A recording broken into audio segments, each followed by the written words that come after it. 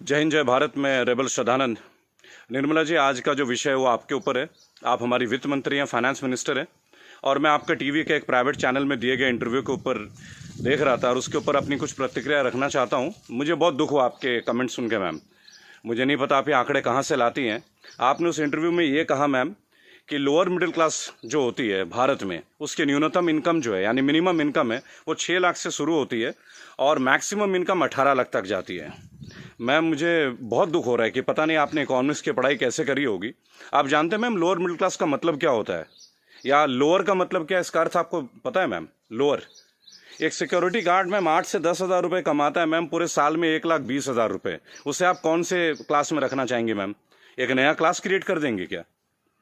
6 लाख रुपये मैम, जानते हैं 6 लाख रुपये क्या होता है मैम? 6 लाख में अगर लोअर मिडिल क्लास फैमिली को मिलने लगे ना मैम, वो उसमें से 4 लाख रुपये साल के सेव कर लेंगे। वो अपने बच्चों को आपके सो कॉल्ड इतने अच्छे गवर्नमेंट एडेड एजुकेशन स्कूल्स में पढ़ाएंगे, गवर्नमेंट एडेड हॉस्पिटल से उनकी चिकित्सा करवाएंगे, और आपके इतने अच्छे अच्छे आधुनिक फैसिलिटीज़ जो पिछले 7 ईयर से बीजेपी गवर्नमेंट प्रोवाइड कर रही है, वह हम इंडिया में, हम वर्ल्ड में बहुत अच्छे रैंकिंग में आ रहे हैं, जैसे कि बीजेपी का ग्राफ बताता है। वास्तविकता क्या है वो तो हम लोग जानते हैं मैम।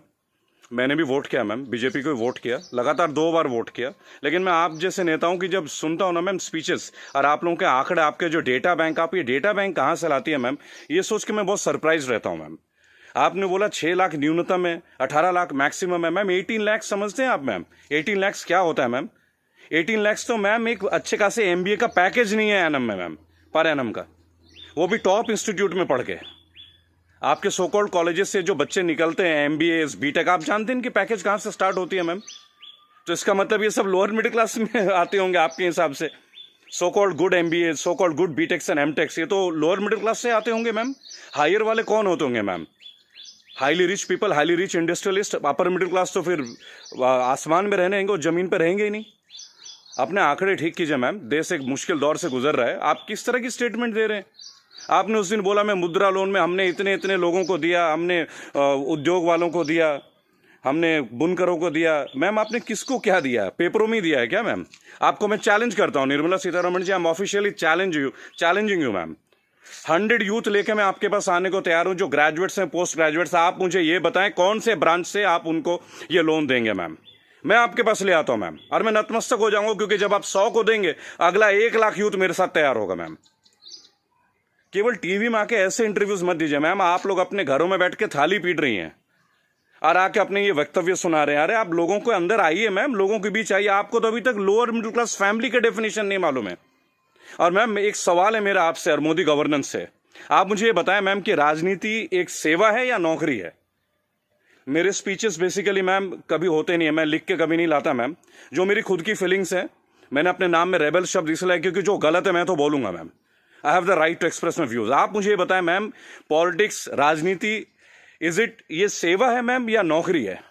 अगर सेवा है तो मैम आप लोग तनख्वाह मत लीजिए मैम, और पेंशन मत लीजिए। इतनी हाई सैलरी है आप लोगों की, इतनी फैसिलिटीज है मैम, टेलीफोन कॉल्स की फैसिलिटी, AC की फैसिलिटी, बिजली की फैसिलिटी, ड्राइवर की फैसिलिटी, हाई क्लास ट्रेन की फैसिलिटी, फ्लाइट्स की फैसिलिटी, पेट्रोल की फैसिलिटी। मत लीजिए मैम। आप आइए, लोअर मिडिल क्लास फैमिली की तरह लाइफ को स्पेंड कीजिए अगर आप सेवा करना चाहती है मैम। और अगर ये नौकरी है मैम, पॉलिटिक्स, अगर राजनीति आप लोगों के लिए नौकरी है मैम, तो इसका कोई एजुकेशनल मापदंड होगा ना मैम, कोई एजुकेशन क्राइटेरिया तो होगा।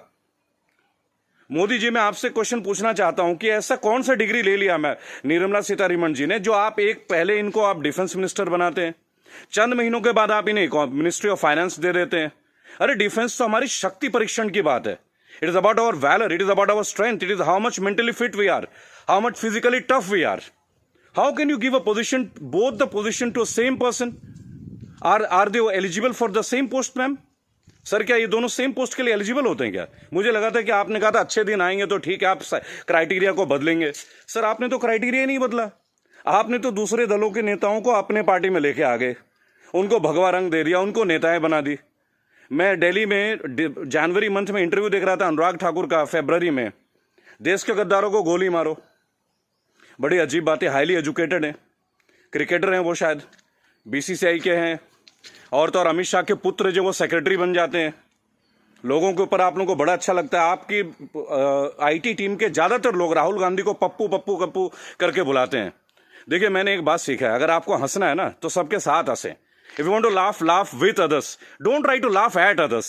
It doesn't show your good politics, it shows the political vendetta. अभी प्रियंका गांधी जी ने बसों का इंतजाम किया तो बहुत सारा हवा मच गया कि भाई ये गाड़ियां टेम्पो हैं, वो हैं, फलाना है, ढहका है। अरे सर, आप 2000 बसें लगा दीजिए ना। चलो उन्होंने ऑटो दे दिए, टेम्पो दे दिए, पर उनको कुछ फीलिंग तो रहा, वो दे तो रहे हैं। आप लगा दीजिए 2000 के बदले 4000 बसें। किसने रोक रखा है आपको? उन्होंने तो ये तक कह दिया कि भाई हमारे बसों में आप बीजेपी का झंडा भी लगवा लें।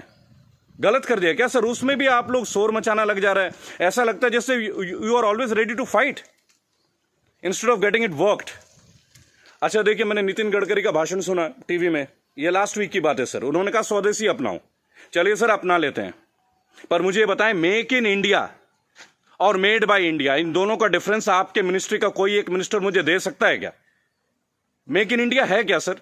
आप जमीन देते हैं सैमसंग को, जमीन देते हैं ओप्पो को, वीवो को, चाइनीज कंपनी को, साउथ कोरियन कंपनीज को, वो आके अपना प्लांट लगाते हैं, इंडियंस को हायर करते हैं, और उसके बाद प्रॉफिट जो है वो उनके अकाउंट में जाता है, सैलरीज आता है इंडियंस के अकाउंट में। तो मुझे ये बता दें कौन सा मेक इन इंडिया है सर? आप मेड इन इंडिया कीजिए ना, आप अपने इंडस्ट्रीज लगाइए, आपको पैसा रेवेन्यू अपने पास रोकिए। अगर इतना दम होता ना सर हमारे मैकेनिज्म में, आपको चैलेंज कर रहा हूं, आप मैकडोनल्ड्स की तरह एक आउटलेट बना लेते सर। 25 रुपए का बर्गर बेचने वाला भी लाखों करोड़ों रुपए डॉलर्स में कन्वर्ट करके इंडिया से लेके जा रहा है।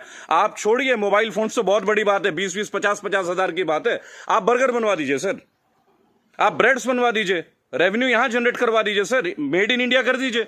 What is make in India sir? आप कहते हो स्वदेशी अपना, फॉरेन की कंपनी को आप जमीन अलॉट कर रहे हो, राइट? और आप कहते हो चाइना का बहिष्कार कर दो। आप मुझे बता दें बीजेपी के कौन से नेता के पास इंडिया वालों का फोन है सर? और बीजेपी छोड़िए, किसी भी पार्टी, मैं यहां किसी और पार्टी का माउथ पीस नहीं हूं सर, क्योंकि मुझे देखा गया है, मैं देखता हूं ये चीज। अगर मैं आपके पॉलिटिकल किसी फेलियर के बारे में बात करूं तो लोग तुरंत बोलेंगे भाई ये तो कांग्रेस का आदमी है। It's very cheap sir, it sounds very cheap. ठीक है सर, आपसे पहले हमने कांग्रेस को भी वोट दिया, क्या गलत किया सर? गलत क्या किया भाई? जो मेजॉरिटी